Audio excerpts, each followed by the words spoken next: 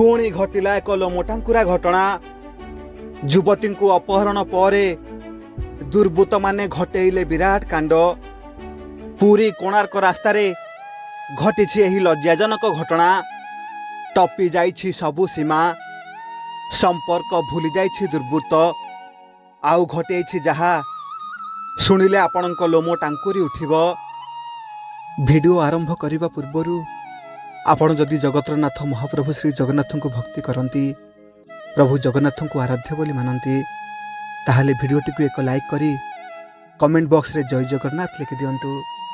पुरी जिला डेलांग ब्लॉक अंतर्गत मठसाही ग्रामर प्रीतिनंदा विश्वाल, बयस 22 वर्ष, बापा माँ को गोटे बोली झील। पुओटीए पाई बहुत चेष्टा करथिले तांको बापा माँ, किंतु जहा प्रभुंको इच्छा सेया ही हेबो। सेथिपाई छोट बेलू प्रति वर्ष रक्षाबंधन रे प्रीति मैडम आसती पुरी बड़ देउल को। जगा बलिया दुई भाई को राखी बांधिबाकू। रक्तर नहेले भी कौन हेबो, जगा बलिया ठू अधिक आउ निजर किए ही पारिबो। सेमानंक भली जगत रे आउ को भाई मिलिबो। एमिति के विपद आसीबो जे जहा आगुरु जगा बलिया दुई भाई तांको भौणी को रक्षा करि पारिबेनी। आउ ठीक सेमिति एक घटना घटिछि प्रीति मैडम को सह, जहा तांकु बुझाई देइछि भाई भौणीर संपर्क को। एक प्राइवेट कंपनी रे नुआ जॉब पाइथिले प्रीति मैडम। आउ सेठी जने युवक सह तांकर घनिष्ठ बंधुता होइथिला। आउ से संपर्क को से भाई भौणी संपर्कर ना देबाकू चाहुथिले, जेउथिरे से युवक जनक मध्य राजी होइथिले। किंतु आजिर दुनिया रे मुखा पिंधि बुलुथिबा दुईटी चेहरार व्यक्ति को हुए तो ठीक से चिन्हि पारि नथिले प्रीति मैडम। भाई भौणीर पवित्र संपर्क को बुझी नथिबा जने युवक सह बांधी होइथिले संपर्कर बंधन रे। आउ से संपर्क जे तांकु एते बड़ विपद रे पकई देबो से कथा केबे भाबी नथिले। से आगकू आसुथिबा विपद को जानि पारि नथिले प्रीति मैडम। गत मासर द्वितीय रविवार दिन से युवक जनक प्रीति मैडम को एकाठी बुलिबाकू कही नहीं जाइथिले कोणार्क। पुरी ठारू दुहे एक बाइक रे बाहरी पड़ले कोणार्क।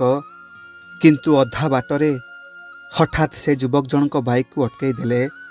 कौन हैला बोली पचारिले प्रीति मैडम, किंतु किछि उत्तर मिलिला नहीं। से युवक जनक फोन रे आउ कहा सह कथा हेउथिले। आउ हठात एक कार आसी सेठी पहुंचिला, जेउथरे दुई जण युवक थिले।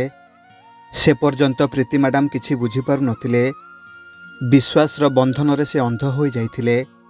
किंतु हठात सेमानंक व्यवहार आउ कथबार्तार परिवर्तन लक्ष्य कले। से आउ बहुत बड़ विपदर आगमन को अनुभव करि पारले प्रीति मैडम। निछाटिया जगह, केही कुआडे देखा जाउ नथिले। काँ भाँ गोटे गोटे गाड़ी जाउथिला। बहुत फांका रास्ता थिला, सेथिपाई प्राय गाड़ी गुड़िक द्रुत गति चली जाउथाए। किए बा काहींकी अटकिबो, जीए जार निज कामरे जाउथांती। आउ प्रीति मैडम भी बुझी पारिले सेठी तांकर किछि बोकामी तांकु बहुत बड़ विपद आड़ को ठेलीदेव।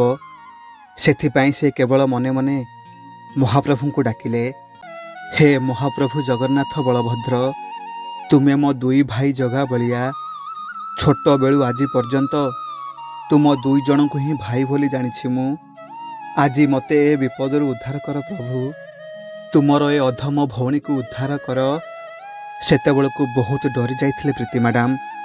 आखि भितरे बहुत कोह, किंतु आखि आग को लुह को आनी पारु नथिले। निज मन को दृढ़ करी रखिथिले। आउ केवल महाप्रभु जगाबलिया को स्मरण करुथिले। आउ से दुई भाई कौन तांको भौणी को एमिति विपद रे पकई दे चुप हेई बसी पारिबे? से कौन तांको भौणीर राखीर मूल्य रखिबेनी? से कौन तांको भौणी को एमिति राक्षस मानक हाथ रे छाड़ी देबे? प्रभु जगाबलिया उठी आसिले बड़ देउलरू। आउ सेठी घटीगला विराट बड़ चमत्कार।